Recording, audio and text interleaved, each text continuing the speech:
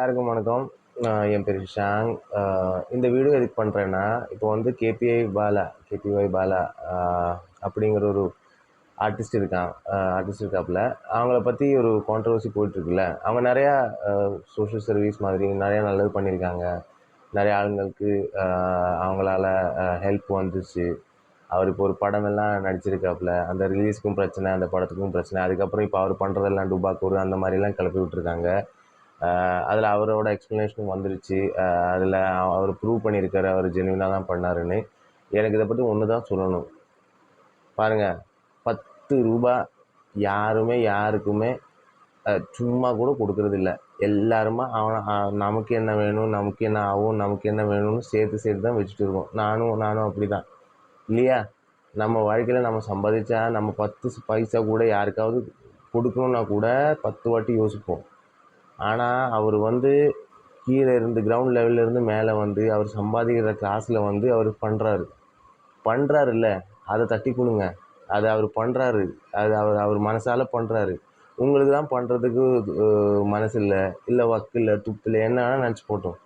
நீங்கள் வையுங்க, மனசில் வையுங்க. எவ்வளோ வேணால் அவரை திட்டுங்க. அவரோட வளர்ச்சியை வந்து நீங்கள் பாருங்கள். இடையே காமெடியன் பையன், ஆர்டிஸ்ட்டு, சின்ன திரை ஆர்டிஸ்ட்டு, டிவி ஆக்டர், அவன் எல்லாம் இப்போது ஹீரோ மாதிரி அவனெல்லாம் எப்படி ஹாஸ்பிட்டலில் கட்டுறான், எப்படி அது பண்ணுறான்.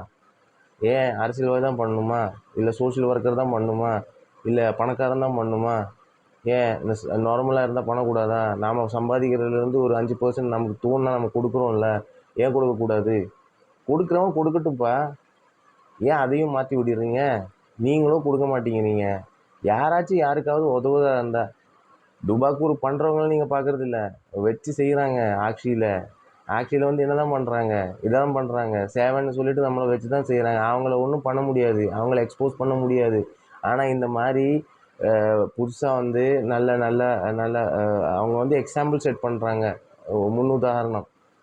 நல்லது தானேப்பா, நல்லதான் பண்ணுறாங்க. நல்லது பண்ணால் நல்லதுன்னு சொல்லுங்களேன். அதுலேயே குத்தி காட்டுறீங்க. என்னதான் அப்படி உங்களுக்கு பொறாமை? எதுக்கு தான் பொறாமை?